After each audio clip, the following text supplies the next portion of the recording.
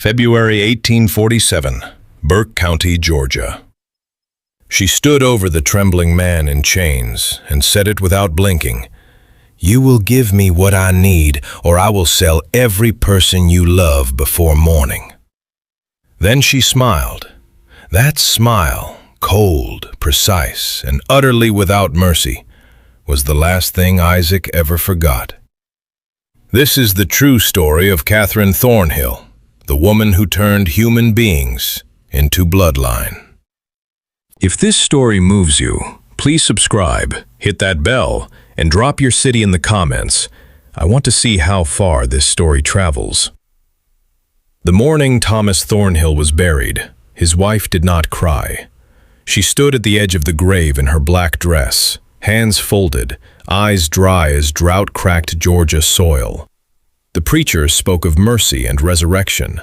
The neighbors bowed their heads. The enslaved workers stood in a silent row at the back of the small cemetery, watching the woman who now owned their lives with an expression none of them could yet name. Her name was Katherine Thornhill. She was 28 years old, and she had already decided what she was going to do next. It was February of 1847. The land was cold and gray. The cotton fields had not produced a real harvest in 3 years. Thomas had borrowed heavily against the estate, against the crops, against the people who worked the land. Now Thomas was in the ground, and Katherine was standing over 31 human beings she legally owned, a crumbling mansion, a mountain of debt, and nothing else. Her stepson, Richard, stood beside her at the grave. He was 16 years old, broad-shouldered and quiet, with his father's dark eyes. He touched her sleeve gently after the preacher finished. "We'll find a way through this," he said. He believed it. He was young enough to still believe things like that. Katherine looked at him without expression. "Yes," she said, "we will." That evening, after the neighbors left and the house went quiet, Katherine sat alone at the writing desk in the study and opened a leather journal. She did not write a word for a long time. She simply sat, thinking. The fireplace crackled. Outside, the wind moved through the bare branches of the pecan trees. Then she picked up her pen and began to write. The first line she wrote was this: "The problem is simple. The solution is simpler than anyone would dare admit." She wrote for 3 hours that night. When she finally closed the journal, something in her face had changed. Her jaw was set. Her eyes had gone very still. She blew out the candle and went to bed, and the nightmare that would consume the next 17 years of Georgia history had officially begun. Richard noticed the changes slowly at first. His stepmother began spending long hours in the study with the door locked. She dismissed the plantation overseer, a man named Greer who had worked Thornhill land for 12 years, without explanation, and took over the management of the estate herself. She began walking the fields each morning at dawn, alone, moving slowly between the rows, watching the workers with a silence that made everyone deeply uncomfortable. She started keeping records, obsessive, meticulous records. She noted the name, age, and physical condition of every enslaved person on the property. She noted who was healthy, who was strong, who had children, who did not. "She watches us like she's counting cattle," whispered a woman named Della to her husband one evening. Della was in her 30s, sharp-eyed and careful. She had survived 2 previous owners by learning to read the signs early. "Something is coming," she said quietly.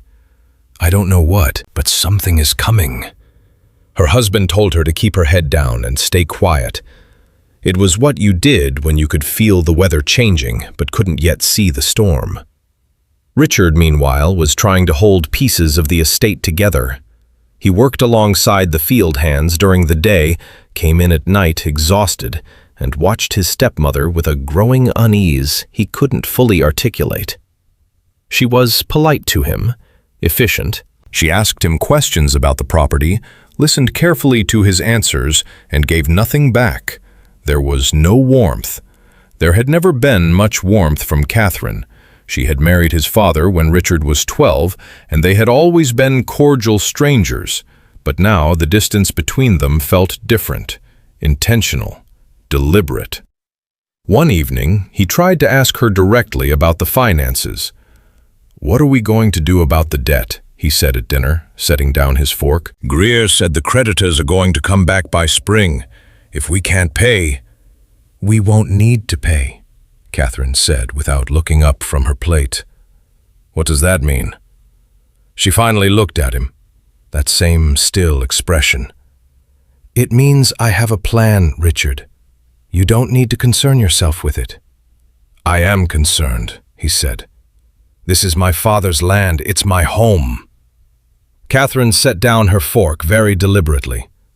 She folded her hands on the table. She looked at her stepson with an expression that he would remember for the rest of his short life. "Your father is dead," she said, "and this land belongs to me now. I suggest you trust that I will handle it." She picked her fork back up. The conversation was over.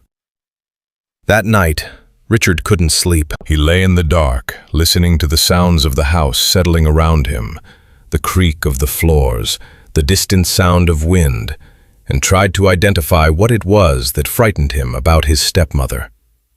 It wasn't her coldness. He was used to that. It was something else, something he couldn't name yet. He had seen her watching Isaac.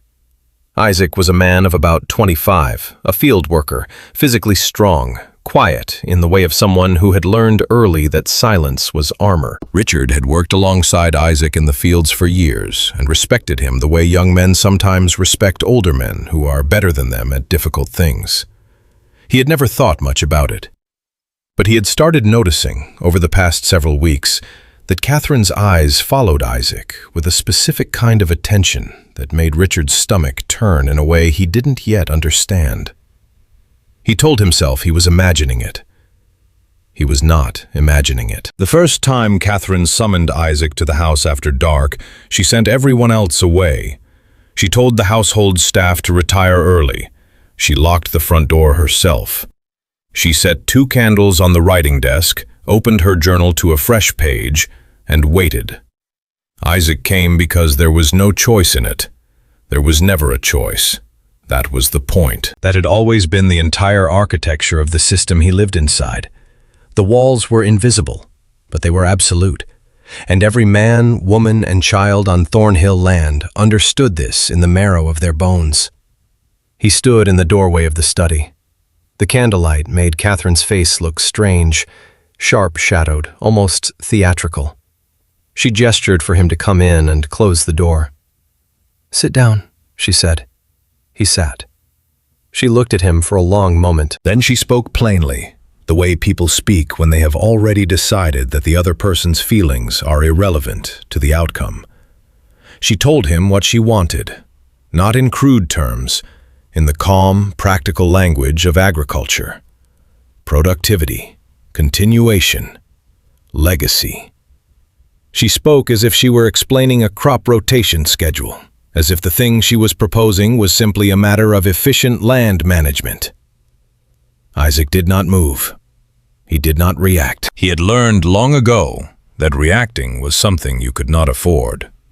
"Do you understand what I'm asking?" Katherine said. He was silent for a long moment. Then, "Yes, ma'am." "And you understand that your cooperation and the cooperation of those you care about is in your best interest?" Another pause.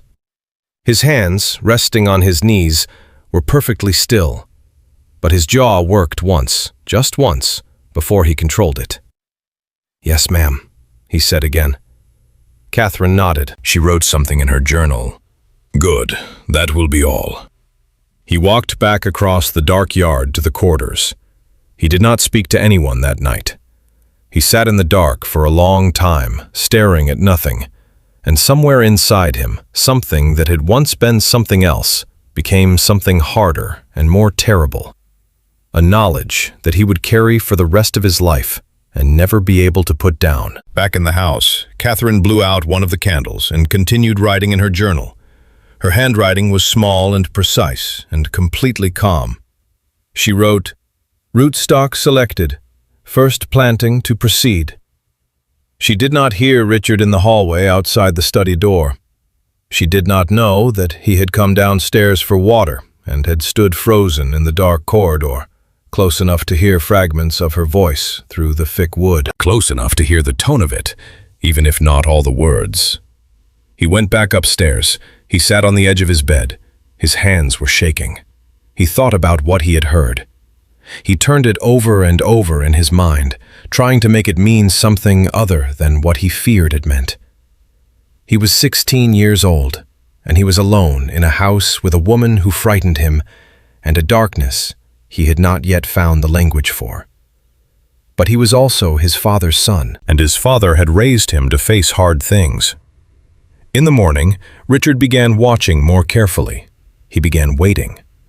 He did not yet know that he was already running out of time. And somewhere in the study below, his stepmother's coded journal sat on the desk, growing thicker with each passing week, recording every detail of a plan so calculated and so cold that when soldiers finally uncovered it 17 years later, hardened men who had walked through battlefields and seen every form of human destruction would read those pages and go physically silent.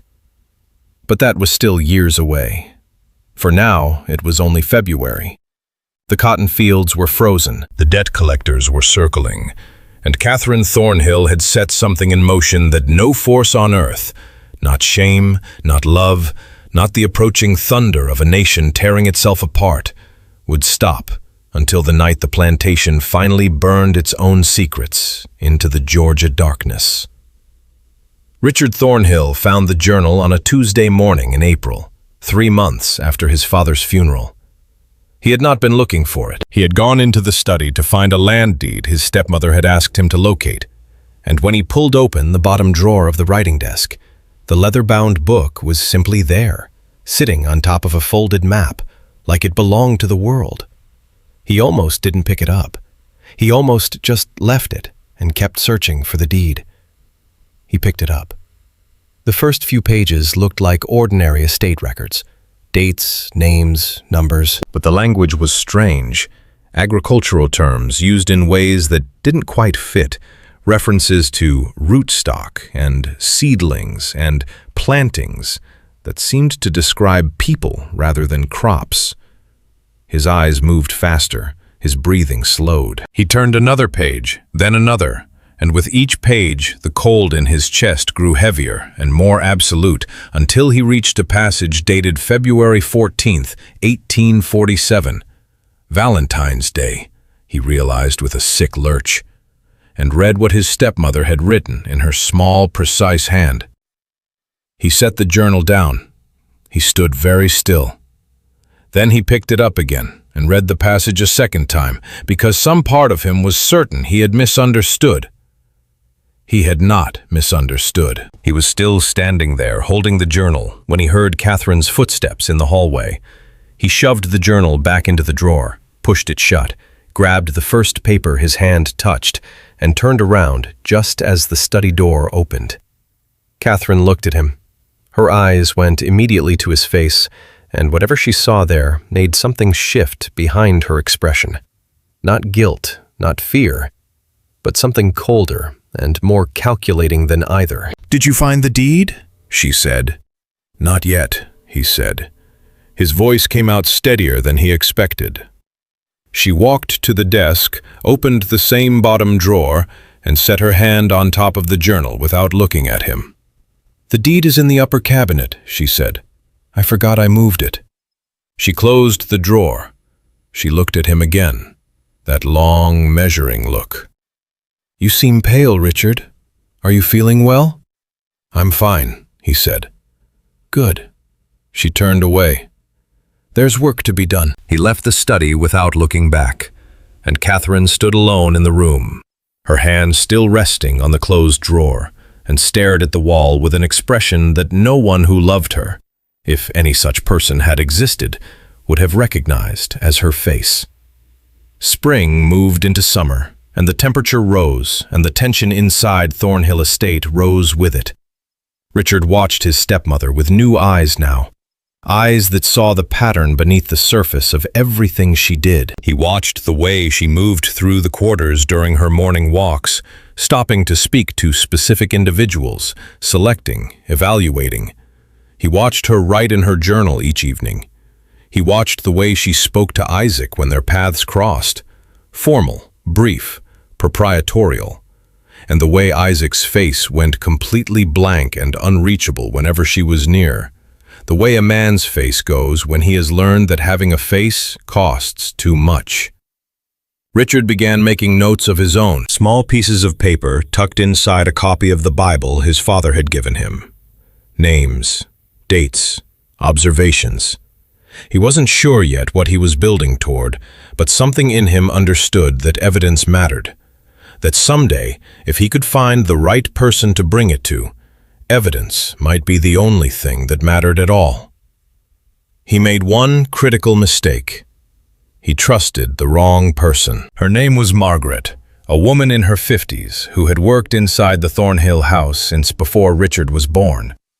She had been kind to him when his father was alive, had brought him warm milk when he had nightmares as a small boy, had called him sweet child in the way that older women do when they mean it.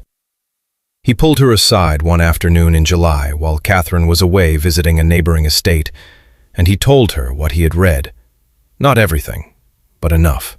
Margaret listened to him with her eyes going wider and wider, and when he finished, she grabbed both his hands and held them tight and said, "Richard, you have to be very careful.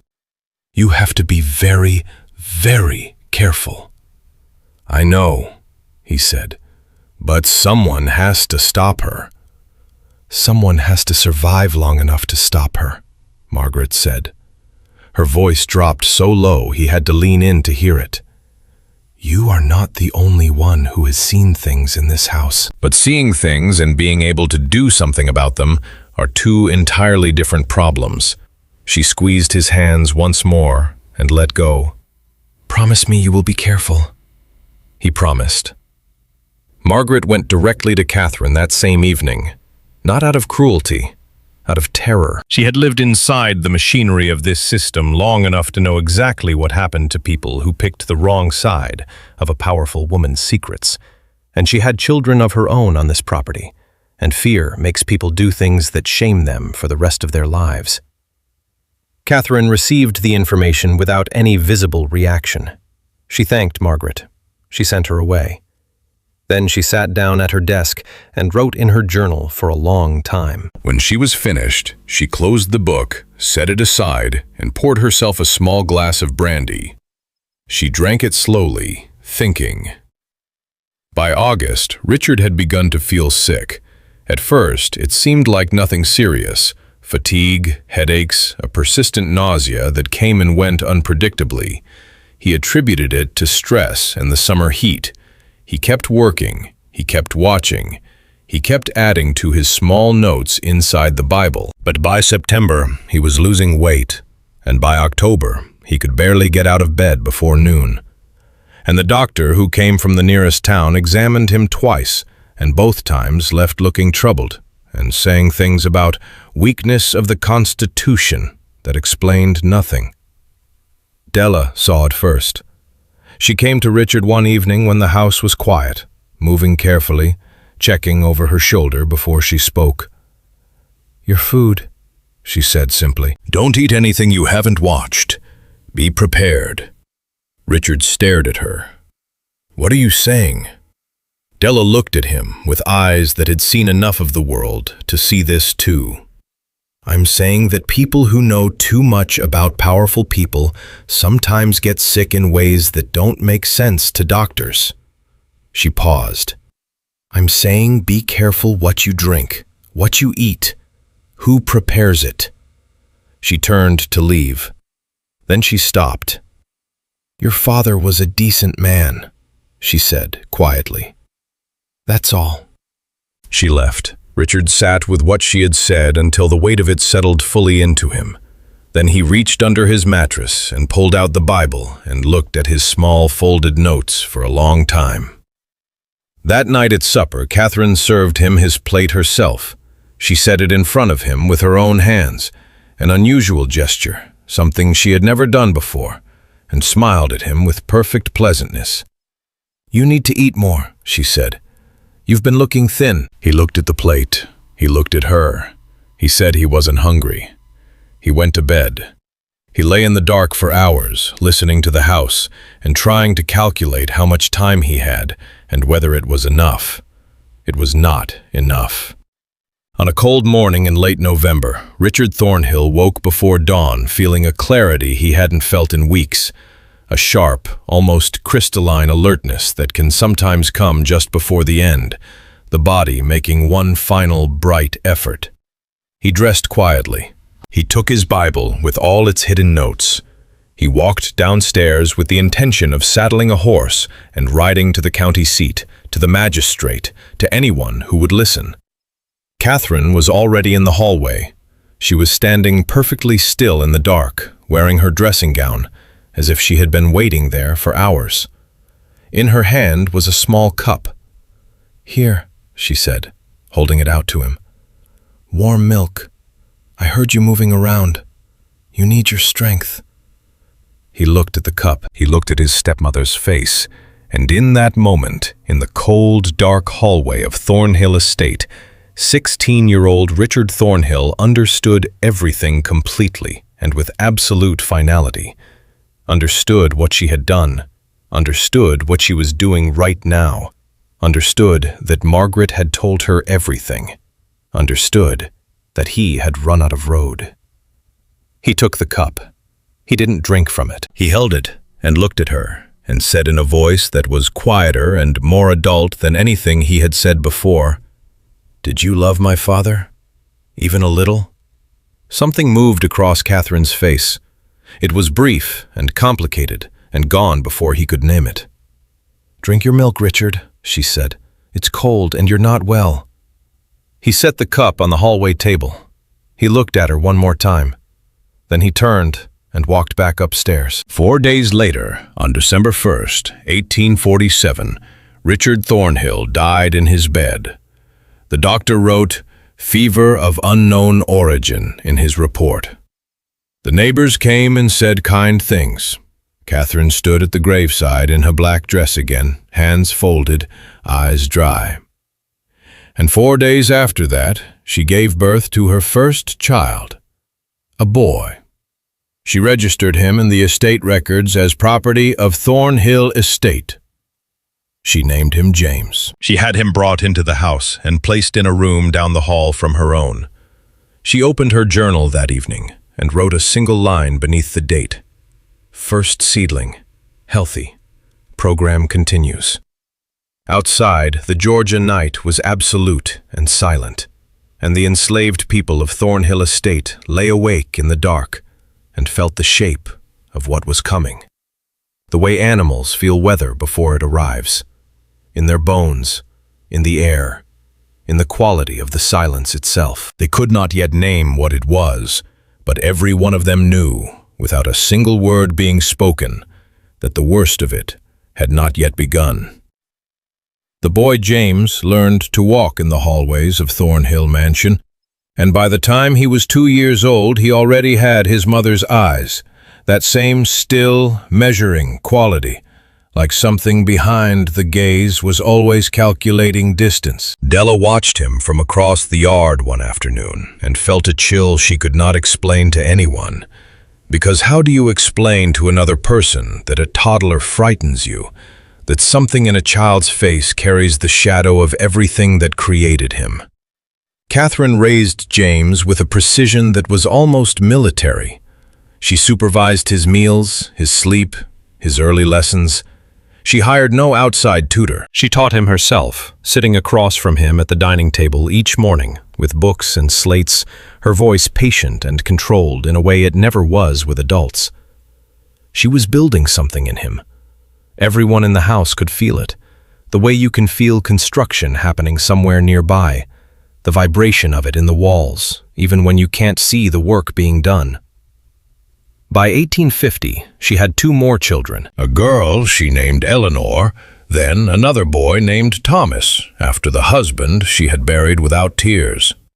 Each child was registered as property of Thornhill Estate in the county record books. Each was brought into the house. Each was given lessons, clothes, enough food, a level of physical comfort that the other enslaved people on the property could only observe from a distance with an anguish that had no clean name. Because how do you grieve the specific cruelty of watching children be given kindness as part of a plan designed to destroy them later? Isaac understood it. He understood all of it, every layer of it. And the understanding sat inside him like swallowed glass, present always, cutting whenever he moved, impossible to remove. He worked the fields. He did not speak about what he knew. He protected his silence the way a man protects the last thing he has, which is what it was. One evening in the spring of 1851, a younger man named Calvin came to sit beside Isaac at the end of the workday. Calvin was 20, strong and reckless in the way of young men who haven't yet been broken down to their foundation. He leaned close and spoke quietly.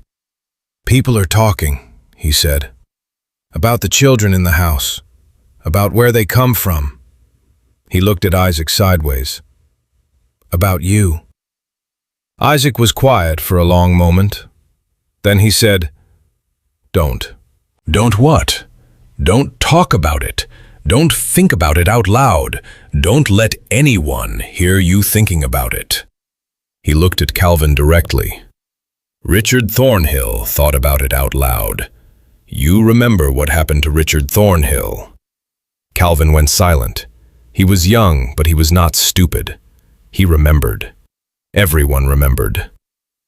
"Then what do we do?" Calvin said finally. Isaac looked out at the field. "We survive," he said, "and we remember everything, every single thing." Calvin didn't fully understand that night what Isaac meant by remembering. He would understand later. They all would. Inside the house, Katherine's program was expanding with a systematic efficiency that would have been impressive under any other circumstances. By 1853, the Thornhill Estate had returned to profitability. The debt was gone.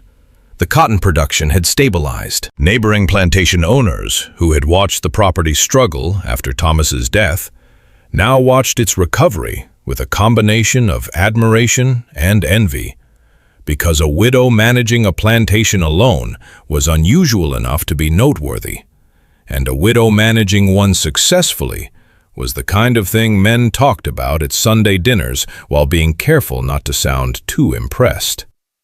None of them knew how she had done it. None of them asked in the right way. The children in the house grew older, and the horror grew more specific with each year, because children ask questions. Eleanor was the one who asked the most. She was sharp and restless, and she had inherited something from her mother. The same capacity for observation, the same instinct to look beneath the surface of things. But in Eleanor it produced not coldness, but a burning need to understand. She was 7 years old when she first asked Katherine where her father was. Katherine told her he had died before she was born. Eleanor accepted this the way children accept incomplete answers, temporarily, with a part of her mind that never stopped pulling at the loose thread. By the time Eleanor was 10, in 1859, she had stopped asking Katherine questions and started looking for answers herself. She found the journal on a winter afternoon when Katherine had ridden to a neighboring property to settle a livestock dispute. Eleanor had watched her mother's pattern for months.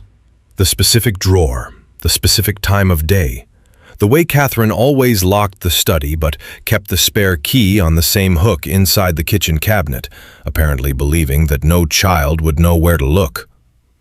Eleanor knew where to look. Eleanor had always known where to look. She sat at her mother's desk and opened the journal and began to read. She read for 2 hours. She turned the pages carefully, making sure every page lay flat the way she had found it, making sure nothing was disturbed.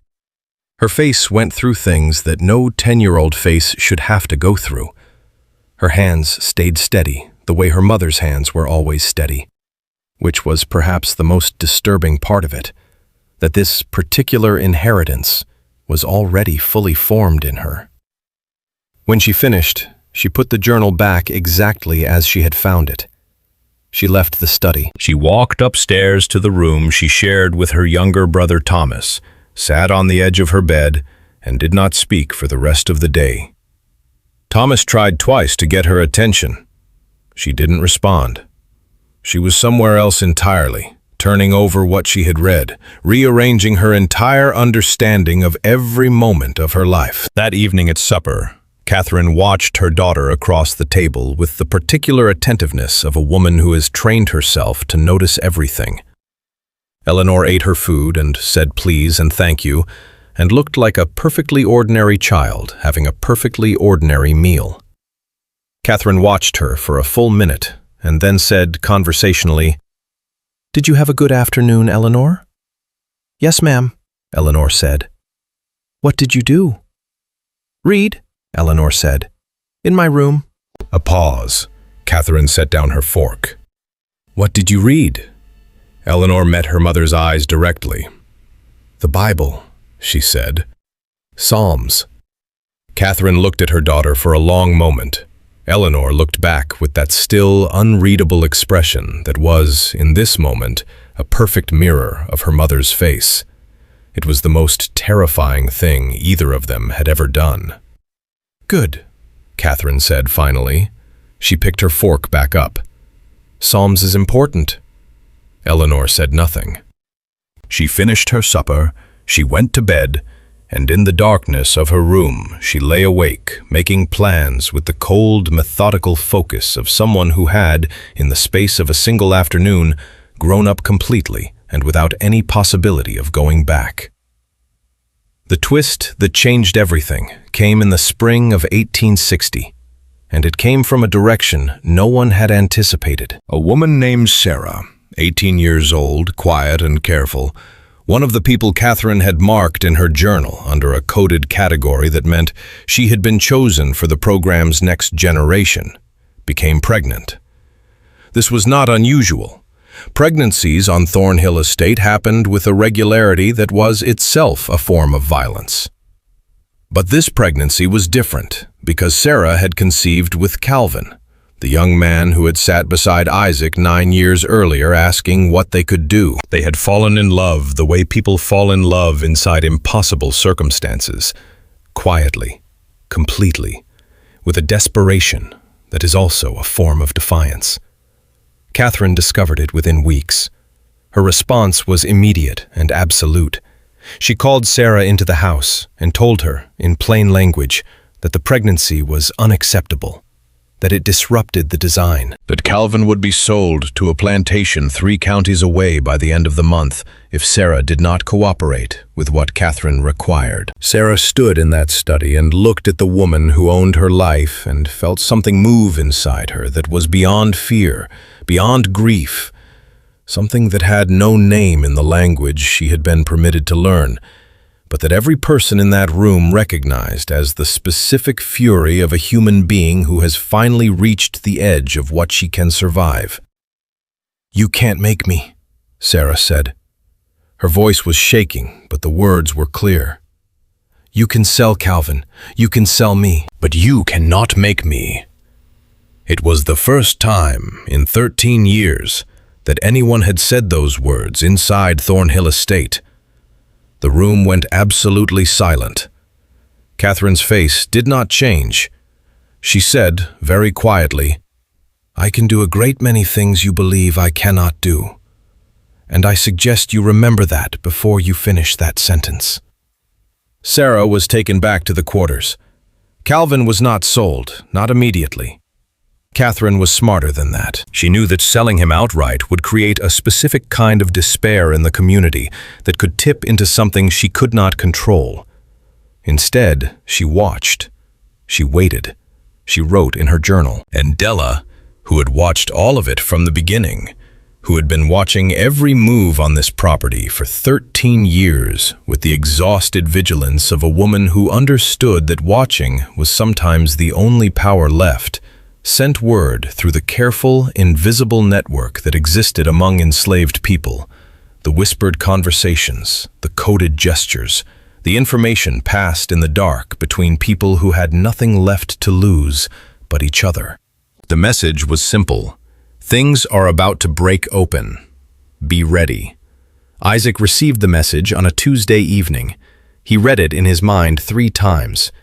Then he looked up at the sky, at the particular quality of the light, and thought about what Richard Thornhill had said to him once, years ago, before the boy got sick.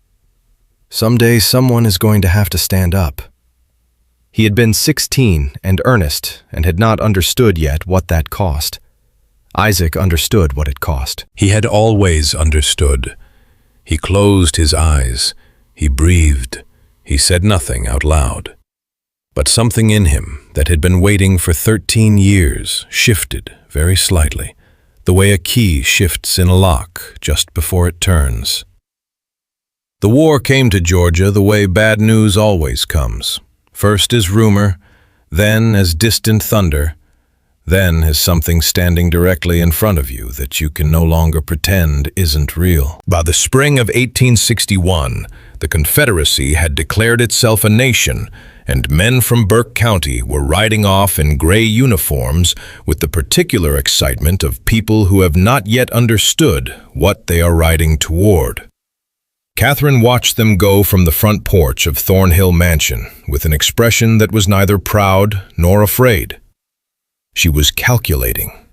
She was always calculating. The war meant instability, and instability was the one thing that threatened everything she had built. She called James into the study that same week. He was 13 years old now, tall and serious, with his mother's stillness and something harder underneath it that was entirely his own. She sat him across from her at the desk, the way she had always taught him his lessons, and she told him what the war meant for Thornhill Estate. She spoke to him like an adult, which was something she had always done, because she had never truly allowed him to be a child. She told him that if the Union won, the enslaved people would be freed, that everything she had built would be dismantled, that their family, the word she used, family, without any apparent awareness of how obscene it was in this specific mouth, would be scattered. James listened in silence. When she finished, he asked one question. "What do you want me to do?" Katherine looked at her son. "I want you to understand what you are," she said. "And I want you to understand what you have to protect." James was quiet for a moment. Then he said something that Katherine did not expect, something that cracked the surface of the conversation like a stone through ice. "What am I, exactly? Because I've been thinking about that for a long time, and I don't have a clean answer." The study went very still. Katherine's expression did not change, but something behind it moved, something she controlled immediately and completely. "You are a Thornhill," she said. "Am I?" James said. "Because the county record books say I'm property of Thornhill Estate. That's what you wrote down when I was born. I've seen it." He held his mother's gaze with a steadiness that was almost uncanny. "So which is it?" Katherine stood up. She walked to the window. She stood with her back to him for a long moment. When she turned around, her voice was completely level. "This war will not last forever," she said. "And when it is over, everything will be different. I am making sure we survive what is coming. That is all you need to understand right now." James left the study without another word. He went upstairs and sat with Eleanor, who was 12 and already knew everything. And the two of them talked in low voices for a long time about what their mother had said, and what she hadn't said, and what the space between those two things actually meant. "She's scared," Eleanor said. "I know," James said. "That's the first time she's ever been scared." James thought about that. "It might be the most dangerous thing that's ever happened to us," he said quietly. He was 13 years old, and he was absolutely right. Down in the quarters, Isaac had heard everything through the invisible network that Della maintained with the patient precision of a woman who understood that information was the only currency available to people who had been stripped of everything else. He knew about the conversation in the study. He knew about James's question. And when Della came to him that evening and told him what the boy had asked his mother, "Which is it?" Isaac sat very still for a long time and felt something he hadn't felt in years. He felt something close to hope. Not the kind of hope that makes you reckless, the careful kind, the kind that keeps you alive. By 1862, the war had reached inside Burke County and was pulling it apart. Men who had ridden off with excitement were coming back broken, or not coming back at all. Supplies were short. The Confederate government was demanding resources from every plantation in Georgia. Katherine managed it all with her characteristic efficiency, but the pressure was visible now in small ways it had never been before. A sharpness in her voice, a new watchfulness in her eyes. The way she moved through the estate with a pace that was slightly faster than her usual controlled stride. Sarah's child had been born healthy in late 1860, a girl. Katherine had noted the birth in her journal under her coded system and had said nothing more about it, which was its own kind of threat, the unfinished sentence, the consequence held in reserve. Calvin was still on the property. Every morning he woke up and understood that this could be the day Katherine decided to finish what she had started. He lived in that suspended space with a tension that was slowly reshaping him from the inside. The twist that nobody saw coming arrived in the summer of 1863, and it arrived in the form of Eleanor. She was 15 now, and she had spent 3 years quietly doing what her mother had always done, watching, recording, building a case. But Eleanor's case was not built in code. She had been writing in plain language, in a journal of her own, hidden inside a loose board beneath her bed, documenting everything she knew about Thornhill Estate's program, names, dates, the specific language from Katherine's journal that Eleanor had read at age 10 and memorized completely because her mind worked that way, like a trap that closes around whatever enters it. She had written down every pregnancy she knew about, every forced arrangement, every person who had been punished for resisting, Richard Thornhill's death, the warm milk in the dark hallway, all of it, in plain English, in a 15-year-old girl's handwriting. In July of 1863, Eleanor found Calvin alone and told him what she had. Calvin stared at her. He had always been careful around the house children, the ones Katherine raised inside. He had understood instinctively that they were caught in something he couldn't predict, that their loyalties were impossible to map. But Eleanor looked at him with an expression so direct and so stripped of performance that he believed her immediately and completely. "Why are you telling me this?" he asked. "Because I need someone outside the house to know it exists," Eleanor said, "in case something happens to me." Calvin felt the cold move through him. "What do you think is going to happen to you?" "I don't know," she said. "But I know what happened to Richard Thornhill. And I know my mother well enough to know that I am becoming a problem she hasn't decided how to solve yet." She handed him a folded piece of paper, not the journal, just a single page, a map of where it was hidden. "If I disappear," she said, "you get that journal to whoever is coming." She meant the Union Army. Everyone knew they were coming. The only question was when. Calvin took the paper. His hands were steady, but his chest felt like something was collapsing inside it. "You're 15 years old," he said, and his voice broke slightly on it. "I know," Eleanor said. She turned and walked back toward the house with her mother's walk, straight, deliberate, unhurried, and Calvin watched her go and thought about Sarah's daughter, about his own child who had been born into this system, and something in him that had been waiting 13 years the same as Isaac locked into place. The final confrontation came on a cold night in November 1864, when Union forces were already moving through central Georgia and the sound of distant cannon fire had become a regular feature of the nights at Thornhill Estate. Katherine gathered her children in the study. James was 16, Eleanor was 15, Thomas was 14. They sat across from their mother in the candlelight, and she told them, with complete composure, what she intended to do. She placed the laudanum on the desk where they could all see it. She told them that the union's arrival would mean the end of everything, that she would not allow her work to be destroyed and her family scattered, that this was the only way to preserve what they were. The room was completely silent for a long moment. Then James stood up. He was tall enough now to look his mother directly in the eye without looking up, and he did it, held her gaze with an expression that was not anger, but something more final than anger, something that has gone past emotion into pure decision. "No," he said. Katherine looked at her son. "James." "No," he said again.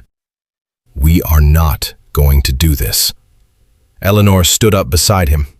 Then Thomas. 3 children who had been raised inside a monstrous design, who had been taught their entire lives to serve a system that had made their existence an instrument of that system's continuity, standing together in a candlelit room, telling their mother no for the first time in their lives, which was also the last time it needed to be said. Katherine looked at her 3 children standing against her, and for one moment, one single crack in the surface, something moved across her face that was almost human, almost something recognizable. Then it was gone. She grabbed the journals from the desk and walked out of the study. She walked through the house and out the back door into the darkness toward the quarters, toward the people she had controlled for 17 years, carrying the records of every crime she had ever committed pressed against her chest. What happened next, the people of Thornhill Estate never described in full to anyone outside their community. Not to the Union soldiers who arrived 4 days later and found 23 children locked in the basement. Not to the officials who filed the reports. Not to the historians who came decades later looking for documentation. What they said, when they said anything at all, was simply this: justice came that night, and Katherine Thornhill was never seen alive again. In 1871, a skeleton was pulled from an abandoned well on the former plantation grounds. The remains belonged to a woman. She had died from blunt force trauma to the skull. The official record listed her as unknown female, Thornhill property. Nobody in Burke County corrected the record. Nobody needed to. Eleanor's journal was found by Union soldiers in the days after liberation. It was read, documented briefly in a military report, and then quietly classified.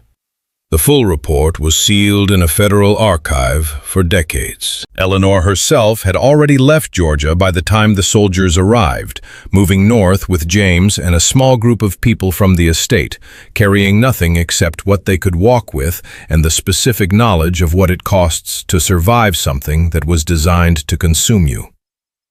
Isaac left on the morning of liberation. He walked off Thornhill land without looking back. He had survived 17 years of a system built specifically around his existence, and he was still standing. And he carried every name, every face, every detail of what had happened in his memory with the ferocious permanence of a man who had promised himself, back in that very first terrible meeting in a candlelit study in 1847, that he would remember everything. That someone would. He kept that promise for the rest of his life. And the people who came after him kept it too, passing the story down through generations in the careful, deliberate way of people who understand that some truths are too dangerous to write down, but too important to let die, held in memory, spoken in private, preserved in the only archive that cannot be sealed or buried or labeled unknown. They survived, all of them, against a design specifically engineered to make that impossible. And the woman who built that design vanished into a Georgia well and was buried under a name that wasn't hers, which was perhaps the most fitting end possible for a woman who had spent 17 years deciding what other people were allowed to be called.